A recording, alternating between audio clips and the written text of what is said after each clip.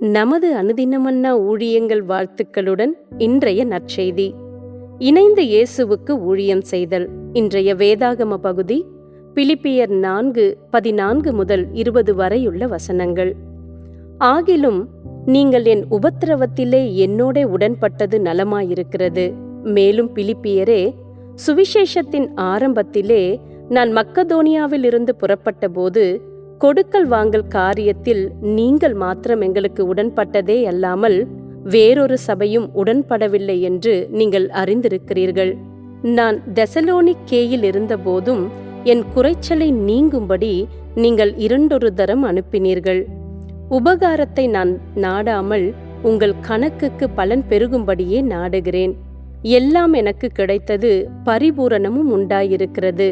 உங்களால் அனுப்பப்பட்டவைகளை சுகந்த வாசனையும் தேவனுக்கு பிரியமான உகந்த பலியுமாக எப்பாப்பிரோதீத்துவின் கையில் வர பற்றி கொண்டபடியால் நான் திருப்தி அடைந்திருக்கிறேன். என் தேவன் தம்முடைய ஐஸ்வரியத்தின்படி உங்கள் குறைவுகளையெல்லாம் கிறிஸ்து இயேசுவுக்குள் மகிமையிலே நிறைவாக்குவார்.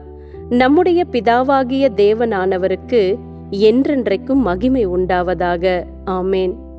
குறிப்பு வசனம்: என் குறைச்சலை நீங்கும்படி நீங்கள் 2 தரம் அனுப்பினீர்கள். மைக்ரோனேஷியாவில் உள்ள ஒரு தீவில் சிக்கித் தவிக்கும் 2 ஆண்களுக்கு உதவ மீட்பு பணியாளர்கள் பிரயாசப்பட்டனர். அவர்களுக்கு சுகாதார நெருக்கடி ஏற்படுவதற்கு முன்பு அவர்களை விரைந்து காப்பாற்றுவதற்கு குழுவாய் செயல்பட வேண்டியது அவசியமாய் தோன்றியது.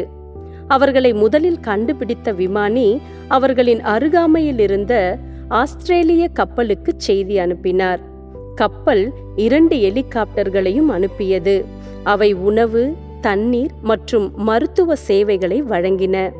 பின்னர் அமெரிக்க கடலோர காவல் படை அங்கு வந்து ஆட்களை சரிபார்த்து தகவல் அளித்தனர். இறுதியாக ஒரு மைக்ரோனேஷிய ரோந்து படகு அவர்களை பத்திரமாக அழைத்து கொண்டு வந்துவிட்டது. நாம் இணைந்து செயல்பட்டால் நிறைய சாதிக்க முடியும்.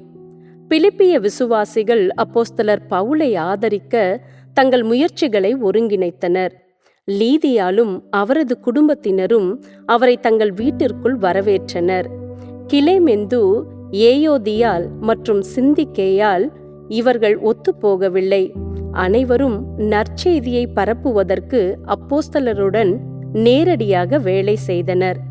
பின்னர் பவுல் ரோமில் சிறையில் அடைக்கப்பட்ட போது தேவாலயம் அவரது பராமரிப்புக்கு தேவைப்படும் பொருளாதாரத்தை சேகரித்து எப்பாப்பிராத்து மூலம் விநியோகித்தது.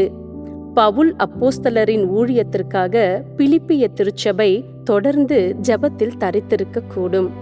இந்த பண்டைய திருச்சபை விசுவாசிகள் ஒன்றாக இணைந்து ஊழியம் செய்வதற்கான எடுத்துக்காட்டுகள் இன்று நம்மை ஊக்குவிக்கும். தேவன் நம்மை வழிநடத்தி நமக்கு அதிகாரம் கொடுத்ததால் ஜெபிக்கவும், மற்றவர்களுக்கு ஊழியம் செய்யவும், சக விசுவாசிகளுடன் ஒத்துழைக்கவும் நம்மால் இயன்றதை விட அதிகமாய் செய்ய முடிகிறது. தனித்து வேலை செய்தால் நாம் ஒரு துளி, ஆனால் இணைந்து வேலை செய்தால் நாம் சமுத்திரம். மற்ற விசுவாசிகளுடன் இணைந்து நீங்கள் எப்போது நன்றாக ஊழியம் செய்தீர்கள்? அவர்களுடன் நீங்கள் பகிர்ந்து கொள்ளும் ஆவிக்குரிய உறவின் அடிப்படை என்ன?